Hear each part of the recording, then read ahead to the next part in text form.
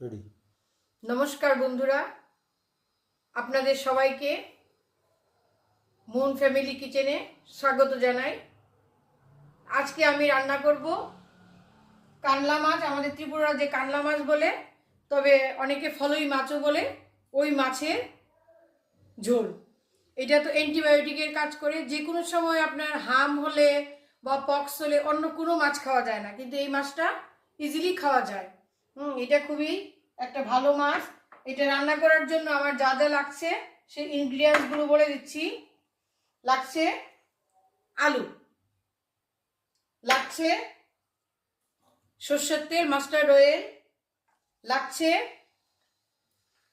নুন, লাগছে হলুদ, শুকনো লঙ্কা আর জিরে আর অল্প মৌরি, আর মেইন যেটা লাগছে আজকে সেটা হচ্ছে কালো জিরা।